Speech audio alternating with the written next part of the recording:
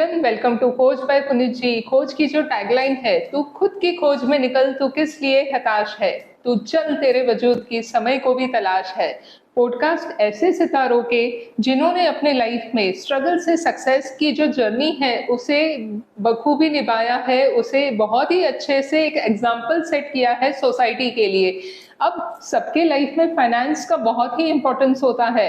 सब लोग आजकल उसे अट्रैक्ट करने के लिए, अबेंडेंस बनने के लिए या प्रोस्पेरिटी की ओर दौड़ते जा रहे हैं, लेकिन वो फाइनेंस आने के बाद फाइनेंस को संभालना कितना इम्पोर्टेंट है और उसकी स्ट्रेटेजी प्लानिंग कैसे करनी चाहिए, आज हमारे जो एक्सपर्ट है वो है फाइनेंस के strategist and he is a great expert, Abhishek Mishra. Welcome to Khoj. Thank you. Okay, so हम दर्शकों को ये बताना चाहेंगे कि आपकी फाइनेंस इंडस्ट्री की यात्रा शुरू कैसे हुई? जब मैं अपने करियर का स्टार्ट कर रहा था तब मैं कुछ ऐसा काम करना चाहता था जिससे मैं सोसाइटी को कुछ हेल्प कर सकूं। ओके।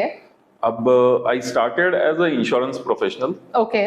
जहाँ पे मुझे ऐसा लगता है कि मैं उनके फ्यूचर फाइनेंशियल गोल्स को अचीव करने में उनकी हेल्प कर सकता हूँ। ठीक है। एंड जब कोई मिसहैप हो जाता है फैमिली में तो उनकी फाइनेंशियल जो लाइबिलिटीज हैं उनको मैं कवर कर सकता हूँ जी। So this is how I started my career with financial industry. Okay. And अब देखते देखते लगभग 15 साल होने आ गए हैं। Wow. And I feel very proud कि इन 15 सालों में मैंने बहुत लोगों को उनके फाइनेंशियल फ्यूचर गोल्स को अचीव करने में हेल्प की है। ऑलराइट। लगभग 50 से ज्यादा डेथ क्लेम्स मैंने सेटल किए हैं। And it gives a very good feeling when you go to sleep in night, जब आप किसी डिपेंडेंट फैमिली के हाथों में उनके किसी नियर एंड डियर का डेथ क्लेम का जब चेक देते हैं जी। सो बहुत प्राउड फील होता है कि जिस टाइम पे आज के प्रैक्टिकल जमाने में जब लोग अपनी फैमिली का, अपने रिश्तेदारों का भी बहुत प्रैक्टिकली साथ निभाते हैं जी। तो वैसे टाइम पे एक फाइनेंशियल एक्सपर्ट या एक इंश्योरेंस का जो एक्सपर्ट है जी, वो आके उस फैमिली के साथ में खड़े होते हैं। वाओ। सो ये एक बहुत ही प्राउड फीलिंग है एक्चुअली, किसी फैमिली को इस वक्त में संभालना जब उन्हें सबसे ज्यादा जरूरत है फाइनेंस की। तो आज के समय में एक फाइनेंशियल स्ट्रेटेजिस्ट की मुख्य जिम्मेदारियां क्या होती है? देखिए, फाइनेंशियल स्ट्रेटेजिस्ट की मुख्य जिम्मेदारी ये है कि वो एक अनबायस्ड एडवाइजरी करें। ओके। ठीक है। और जो मेजॉरिटी केसेस में पूरे नहीं हो पाते हैं जी। क्योंकि आज की तारीख में हर इंसान बहुत लिमिटेड जानकारी लेना चाहता है राइट। और बहुत ही लिमिटेड जानकारी देना चाहता है राइट। ताकि उससे बाइंग और सेलिंग के ऊपर ज्यादा फर्क ना आए। राइट। बट मैं ऐसा मानता हूं कि एक अनबायस्ड एडवाइस, एक deep understanding future financial goals का जो कस्टमर है उसको देना, ओके। और उसकी नीड के हिसाब से उसे हेल्प करना ये चूज करने के लिए कि क्या उसके लिए सही है। आई थिंक ये एक बहुत बड़ी जिम्मेदारी होती है एक फाइनेंशियल स्ट्रेटेजिस्ट। वाओ। सो एक इम्पोर्टेंट पॉइंट अगेन, अनबायस्ड जो गाइडेंस देते हैं। आजकल दुनिया डरती है अपने सीक्रेट शेयर करने से, बट ऐसा गाइडेंस जब मिलता है तो डेफिनेटली वो फाइनेंशियल स्ट्रेटेजी आपकी लॉजिकल होगी एंड वो आपको प्रॉफिटेबल रिजल्ट भी देगी। तो हम अब बात करते हैं पर्सनल फाइनेंस और वेल्थ बिल्डिंग रिलेटेड। आम लोग पर्सनल फाइनेंस में सबसे ज्यादा कौन सी गलतियां करते हैं? गलत प्रोडक्ट्स चूज करना। ओके। ठीक है। क्वेश्चंस ना पूछना। ओके। और जब बने रहना है उन इन्वेस्टमेंट्स में जी, उस टाइम पे उन इन्वेस्टमेंट से निकल जाना। Okay. So patience in all, if I have to summarise it in one word, patience न दिखाने की वजह से लोग अपने नॉशनल लॉस को रियल लॉस में तब्दील कर देते हैं। Okay. Okay. Okay. So again guidance in time नहीं मिलता है तो धीरज नहीं रहती एंड जल्दबाजी जो करते हैं इन्वेस्ट करने में, तो ये गलतियां डेफिनेटली होती है। वेल्थ बनाने की सबसे असरदार 3 स्ट्रेटेजी कौन सी है? Discipline, patience and consistent. वाह। जैसे मान लीजिए कि आज अगर कोई ये डिसाइड करता है कि मुझे अपनी बेटी की शादी के लिए कुछ पैसा जोड़ना है, ओके। तो लोग सोचते हैं कि अरे बेटी की शादी में तो लाखों रुपए खर्च हो जाएंगे, बहुत सारे पैसे चाहिए रहेंगे। या सिर्फ बेटी की शादी नहीं, बच्चे की एजुकेशन के लिए, चाहे वो लड़का हो या लड़की। जी। लेकिन बहुत कम लोग ये जानते हैं कि अगर आप डिसिप्लिन्ड वे में हर महीने अपनी इनकम का थोड़ा सा पैसा डिसिप्लिन तरीके से, स्ट्रेटेजिक तरीके से अगर इन्वेस्ट करना शुरू रखते हैं राइट। और उसे रोकते नहीं है, राइट, यानी डिसिप्लिन रहे और कंसिस्टेंट रहे। ओके। और पेशेंस इसलिए क्योंकि कभी ना कभी आपको ऐसा फील आएगा कि अरे यार पैसा बहुत ज्यादा बढ़ गया, क्या मैं इसको निकाल लूं? नहीं, Right. आपका गोल क्या था? आपने वो लिया अपने बच्चे की शादी के लिए, अपने बच्चे के एजुकेशन के लिए। सो अगर आप पेशेंसफुली उस गोल के लिए अपना कंसिस्टेंटली कंट्रीब्यूट करते रहेंगे जी। सो वो आपको Result डेफिनेटली देगा। रिजल्ट देगा। Wow. सो कंसिस्टेंट, डिसिप्लिन और पेशेंस, ये तीन चीजें ही जरूरी है अपने फाइनेंशियल प्लानिंग को सही तरीके से मैनेज करने के लिए। एब्सोल्युटली, एक रिमार्केबल आंसर है और ये तीनों इंपॉर्टेंट है, कंसिस्टेंसी, डिसिप्लिन एंड पेशेंस। तो इस पे ध्यान रखेंगे। इमरजेंसी फंड कितना होना चाहिए और क्यों? ओके, देखिए इमरजेंसी फंड इसलिए जरूरी है जी। कि आज की जो लाइफ है वो बहुत अनसर्टेन है। True. ठीक है, कभी कोई मेडिकल रीजन हो गया जिसकी वजह से आपने जॉब आपकी चली गई, जी। बिजनेस में कोई लॉस हो गया, Right. या फिर कोई ऐसा वक्त आ गया जिस टाइम पे आपको पैसों की जरूरत है। सो जो आइडियल कैलकुलेशन है वो ये कहती है कि मिनिमम जो भी आपके 3 महीने की जो खर्चे या इनकम जो भी आप उसको कैलकुलेट करें, राइट। वो आपके पास मिनिमम सरप्लस होना चाहिए लिक्विड फॉर्म में। वाओ। और कम से कम से कम है 3 महीने, जी। लेकिन एटलीस्ट अगर आप 6 महीने का मैनेज करके चल सकते हैं तो Right. ये बहुत अच्छी बात मानी जाएगी। ताकि Okay. 3 महीने 6 महीने ऐसा टाइम होता है कि अगर मान लीजिए जॉब चली गई या कोई इमरजेंसी आ गई तो उतना फंड अगर आपके पास है तो आप फिर से रिक्रिएट कर सकते हैं और फिर से अपनी लाइफ में बाउंस बैक कर सकते तो यही चीज कोरोना में लोगों को हेल्प हैं। एग्जैक्टली। ओके। और कोरोना में मतलब कोरोना ने एक अच्छी चीज सिखाई भी है कि लोगों का ना जो व्यवहार है वो प्रो सेविंग हो चुका है। ओके। ठीक है कि भाई यू नेवर नो कब लॉकडाउन लग जाएगा, कब ऐसी कोई सिचुएशन आ जाएगी, तो हम अच्छे से अपने लिए कुछ पैसा जो है वो बचा के रखें। तो Wow. इमरजेंसी फंड बहुत जरूरी है राइट। एंड हर आदमी के पास होना चाहिए। कोशिश करनी चाहिए कि 6 महीने का इमरजेंसी फंड हम मैनेज करके चलें, बट एट लास्ट 3 महीने का तो होना चाहिए। It is a very important good lesson. 6 महीने का सेविंग तो आपसे बना के ही रखना है और डिसिप्लिन के साथ बनाना है। अनवांटेड शॉपिंग बंद कर दीजिए। हम आते हैं mutual fund versus direct stock. आम इंसान के लिए कौन सा बेटर है? देखिए आम इंसान की परिभाषा क्या है? जिसके पास स्टॉक्स की नॉलेज नहीं है या स्टॉक्स की नॉलेज है लेकिन रिस्क नहीं लेना चाहता। Okay.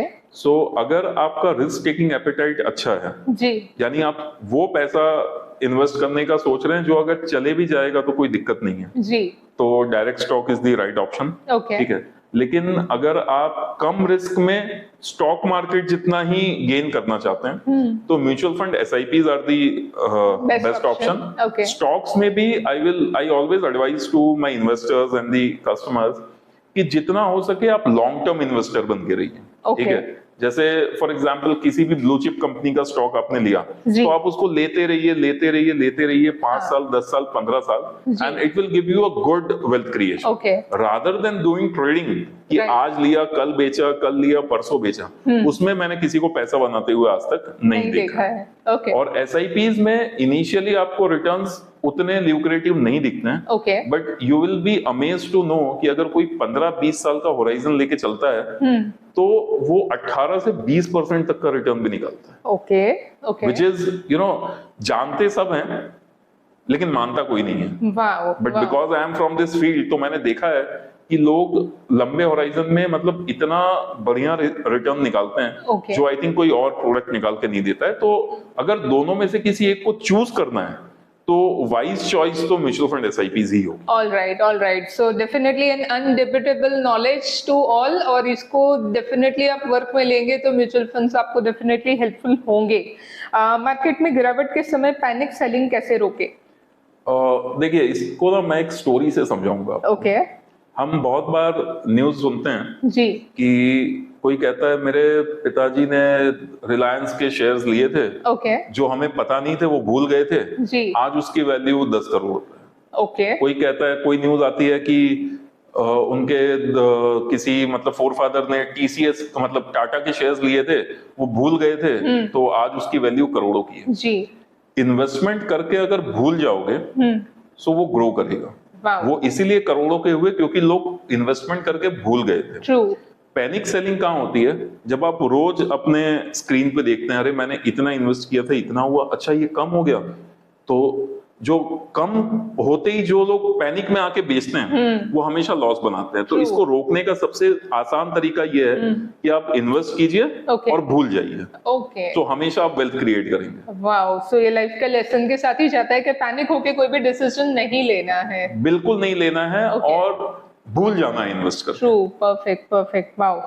And now we come to real estate, gold versus digital gold, कौन सा ज्यादा फायदेमंद है? See obviously digital gold. Okay, उसके भी ये रीजन है, मैं एक छोटे से एग्जांपल से समझाता हूँ जी। आपको, बिकॉज आप भी ज्वेलरीज वगैरह परचेज करती हैं। राइट, अगर आपने 1 लाख रुपए का सोना खरीदा जी, और वो ज्वेलरी फॉर्म में है, ओके, तो आपने इन्वेस्टमेंट नहीं की, आपने नुकसान बनाया। ओके, क्यों? जो गोल्ड पे जो मेकिंग चार्जेस लगते हैं वो लगभग 20 से 25% के आसपास जाते हैं। ओके, यानी अगर आप 1 लाख रुपए का गोल्ड खरीदते हैं जी, तो गोल्ड तो आपको 75,000 का मिला, हाँ, 25% यानी 25,000 रुपए आपने मेकिंग चार्जेस दिए, लेबर चार्जेस तो दे पहले साल आपने 25% का लॉस बुक किया। ओके, अगर आपने अगले साल वो गोल्ड 12% ग्रो भी हुआ जी, तो भी आप 13% के लॉस पे में रहे। चल रहे हैं। तो फिजिकल गोल्ड में अगर आप ऑर्नामेंट्स खरीदते हैं तो 3 साल के बाद वो उसकी एवरेज प्राइस पे आता है या तो फिर प्रॉफिट प्राइस पे। ओके, अगर डिजिटल गोल्ड में जाते हैं तो आप जितने की परचेसिंग करते हैं उतने का गोल्ड आपको मिल डिमटेरियलाइज मोड में आपको मिल जाता है। ओके, सो वो आपके लिए प्रॉफिटेबल है। दूसरी चीज, फिजिकल गोल्ड को आज के जमाने में संभाल के रखना, उसको केयर करना, उसको मतलब सुरक्षित रखना बहुत डिफिकल्ट Risky है, सो right. Digital gold is the best option, better choice. Wow. And family financial planning में इंश्योरेंस की क्या भूमिका है? इंश्योरेंस की भूमिका बहुत बड़ी है। जी, किसी भी फाइनेंशियल प्लानिंग की कल्पना जो है वो बिना इंश्योरेंस के नहीं हो सकती। ओके, ठीक है, जैसे मान लीजिए आज हम म्यूचुअल फंड में 10,000 रुपए लगाते हैं, अगर डेथ हो जाए तो म्यूचुअल फंड क्या वापस देगा?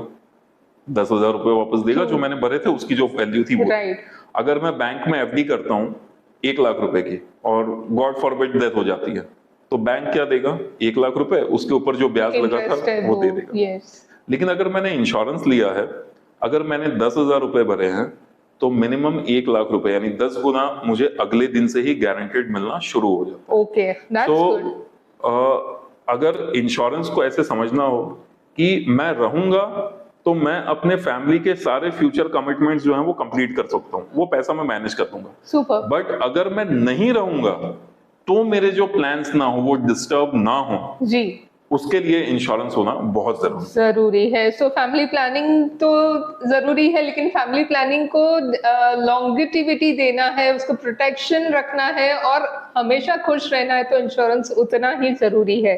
रिटायरमेंट प्लानिंग कब और कैसे शुरू करनी चाहिए?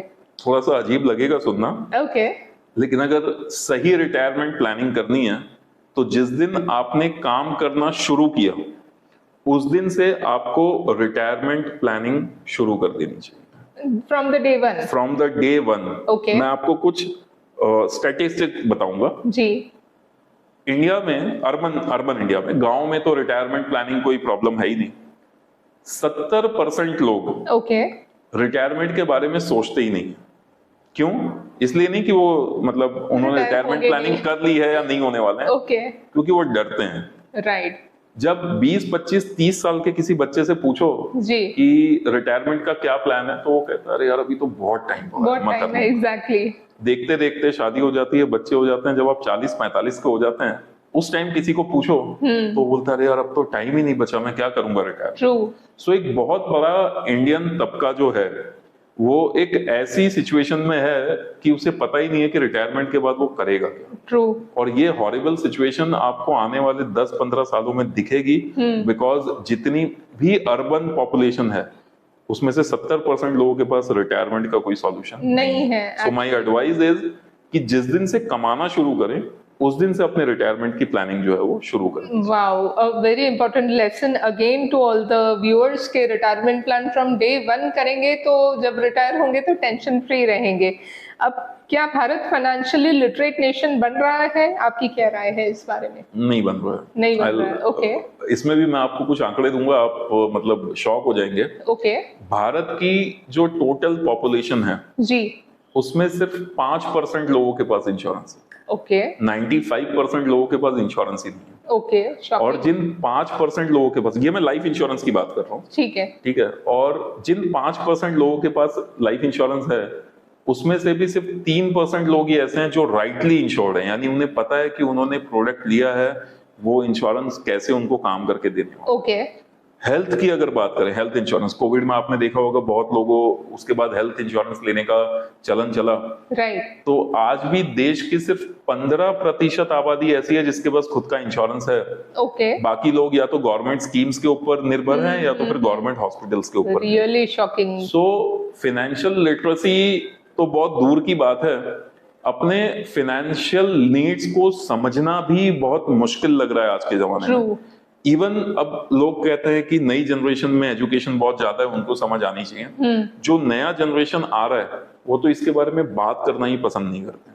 सो अगर हम चाहते हैं कि ये देश फाइनेंशियल लिटरेसी बने, जी, सो हमें अपनी पैटर्न्स बदलनी पड़ेगी। ठीक है, rather than purchasing a iPhone on loan, we should first take a term plan, we should take a health insurance. Okay. इस बारे में जब तक लोग सोचना शुरू नहीं करेंगे तब तक भारत फाइनेंशियली लिटरल Literate देश नहीं तो होगा। नहीं बन सकता। ओके ओके, सो अभी से प्लानिंग करना बहुत जरूरी है। अगेन, एंड आने वाले 5 सालों में फाइनेंस सेक्टर में सबसे बड़ा बदलाव क्या होगा? सबसे बड़ा बदलाव ये होगा कि लोगों की बाइंग पैटर्न जो है वो चेंज हो जाएगी। ओके ठीक है, अभी तक जैसे आज से 20 साल पहले जाते हैं, जी, थोड़ा सा फ्लैशबैक में, जी, तो एक भैया होते थे जो घर आते थे, ओके, इंश्योरेंस पॉलिसी देके चले जाते। राइट, आज जब आप देखते हैं सो ऐसे बहुत सारे पोर्टल्स हैं जहां पे सिर्फ आप अपनी डिटेल्स डालते हैं और आपको जो बेस्ट ऑप्शन है वो मिल जाता है। ओके, आने वाले टाइम में जो बाइंग है वो ज्यादा टेक्नोलॉजी बेस्ड हो जाएगी, लोगों को प्रोडक्ट चुनने की जो सहूलियत है वो मिलेगी, ओके, और लोग ज्यादा अच्छे तरीके से अपनी नीड के हिसाब से प्रोडक्ट चुन पाएंगे घर बैठे बैठे। वाओ, सो फिनेंस प्लस टेक, इसका जो कॉम्बिनेशन निकल के आएगा वो बहुत बड़ा बूम लेके आएगा इस मार्केट। वाओ, सो ये टेक्नोलॉजी अपग्रेड करेगी लोगों के Obviously. फाइनेंसेस को। बिल्कुल। Wow, so technology is again a blessing for everyone. फटाफट से अब रैपिड फायर क्वेश्चन की ओर जाते हैं। एक शब्द में पैसा क्या है आपके लिए? रिस्पॉन्सिबिलिटी। रिस्पॉन्सिबिलिटी। वाओ। इन्वेस्टमेंट या सेविंग, आपकी पहली पसंद? सेविंग। सेविंग। एसआईपी या लमसम? एसआईपी। सबसे सुरक्षित निवेश? सबसे सुरक्षित लाइफ इंश्योरेंस। Life insurance. सबसे ज्यादा रिटर्न किसमें देखा है? Mutual fund, SIPs. ओके।